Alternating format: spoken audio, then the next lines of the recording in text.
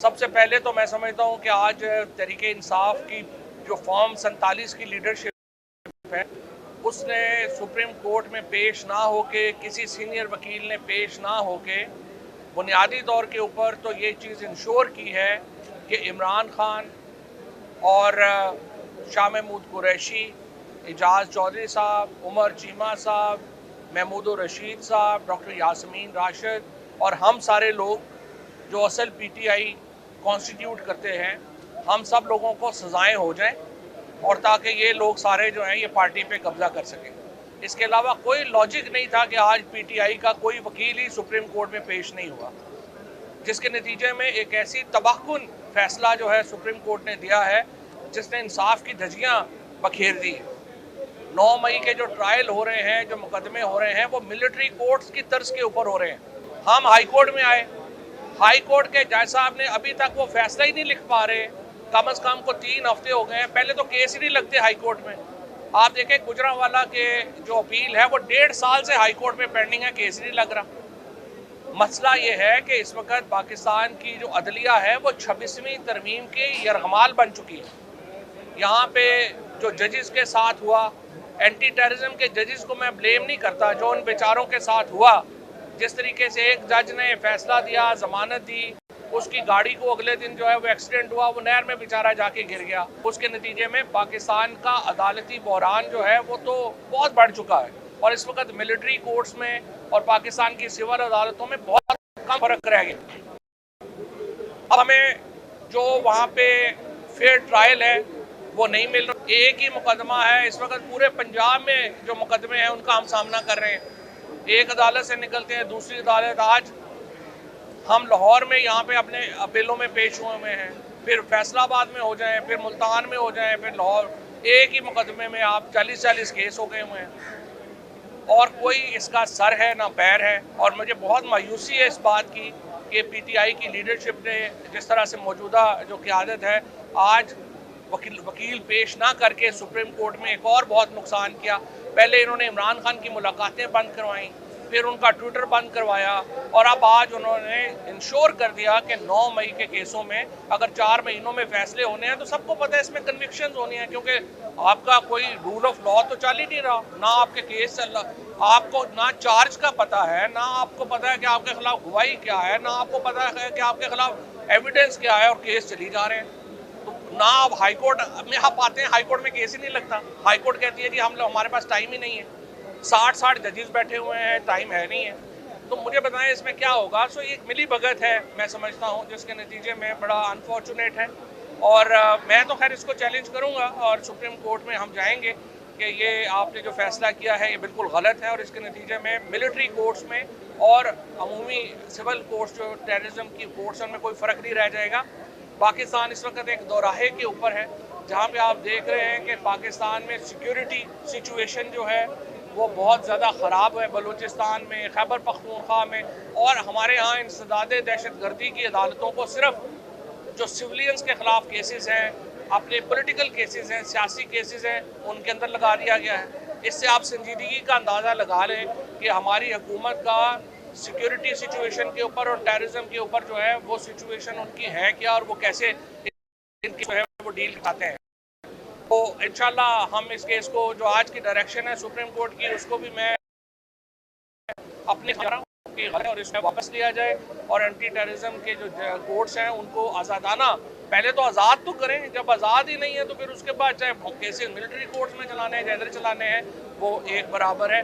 पाकिस्तान की सियासत में बहरहाल एतदाल की ज़रूरत है। मैं ये समझता हूँ कि जिस तरीके से हर एक के ख़िलाफ़ कैंपेन्स बना दी जाती हैं वो भी नामुनासिब तरीका है। पाकिस्तान में इस वक्त जो खैबर पख्तूनख्वा की, बलूचिस्तान की सूरत हाल है, पाकिस्तान की मईशत की जो सूरत हाल है, वो जो है वो हमें मशवरा देती है। लेकिन मेरे ख्याल में आज के फैसले के बाद हालात मज़ीद ख़राब होंगे, पाकिस्तान के अंदर तलखियाँ मज़ीद बढ़ेंगी। सबसे पहले तो मैं समझता हूँ कि आज तहरीके इंसाफ की जो फॉर्म 47 की लीडरशिप है उसने सुप्रीम कोर्ट में पेश ना होके, किसी सीनियर वकील ने पेश ना होके बुनियादी तौर के ऊपर तो ये चीज़ इंश्योर की है कि इमरान खान और शाह महमूद कुरैशी, एजाज चौधरी साहब, उमर चीमा साहब, महमूद रशीद साहब, डॉक्टर यासमीन राशिद और हम सारे लोग जो असल पीटीआई कॉन्स्टिट्यूट करते हैं, हम सब लोगों को सजाएं हो जाएं और ताकि ये लोग सारे जो हैं ये पार्टी पे कब्जा कर सकें। इसके अलावा कोई लॉजिक नहीं था कि आज पीटीआई का कोई वकील ही सुप्रीम कोर्ट में पेश नहीं हुआ, जिसके नतीजे में एक ऐसी तबाहकुन फैसला जो है सुप्रीम कोर्ट ने दिया है जिसने इंसाफ की धज्जियां बखेर दी है। 9 मई के जो ट्रायल हो रहे हैं, जो मुकदमे हो रहे हैं, वो मिलिट्री कोर्ट्स की तर्ज के ऊपर हो रहे हैं। हम हाई कोर्ट में आए, हाई कोर्ट के जज साहब ने अभी तक वो फैसला ही नहीं लिख पा रहे। कम से कम को 3 हफ्ते हो गए हैं, पहले तो केस ही नहीं लगते हाई कोर्ट में। आप देखें गुजरांवाला के जो अपील है वो 1.5 साल से हाई कोर्ट में पेंडिंग है, केस ही नहीं लग रहा। मसला ये है कि इस वक्त पाकिस्तान की जो अदलिया है वो 26वीं तरमीम की यरगमाल बन चुकी है। यहाँ पे जो जजेस के साथ हुआ, एंटी टेररिज्म के जजेस को मैं ब्लेम नहीं करता, जो उन बेचारों के साथ हुआ, जिस तरीके से एक जज ने फैसला दिया, जमानत दी, उसकी गाड़ी को अगले दिन जो है वो एक्सीडेंट हुआ, वो नहर में बेचारा जाके गिर गया। उसके नतीजे में पाकिस्तान का अदालती बहरान जो है वो तो बहुत बढ़ चुका है और इस वक्त मिलिट्री कोर्ट्स में और पाकिस्तान की सिविल अदालतों में बहुत कम फर्क रह गया।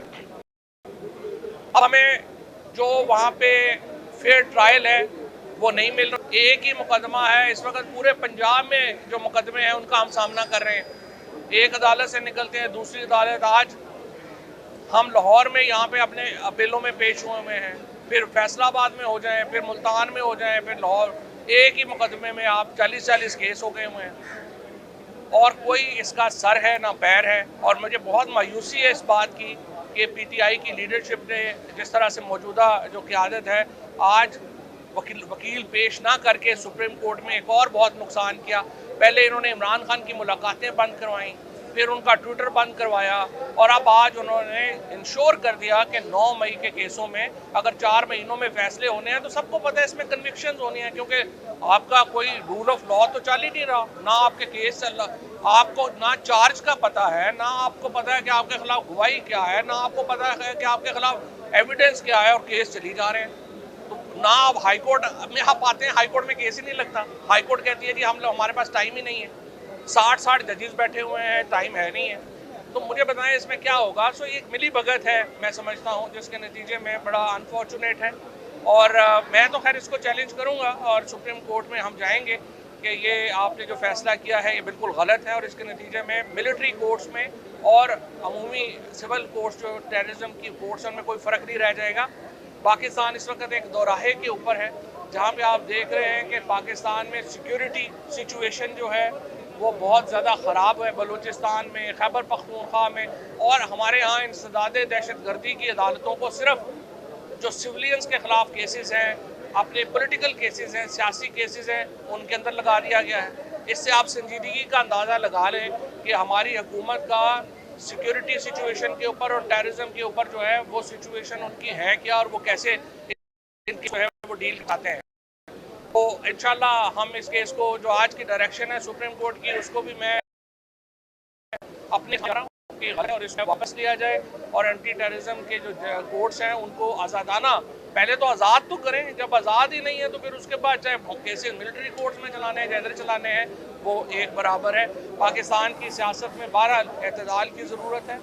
मैं ये समझता हूँ कि जिस तरीके से हर एक के ख़िलाफ़ कैंपेन्स बना दी जाती हैं वो भी नामुनासिब तरीका है।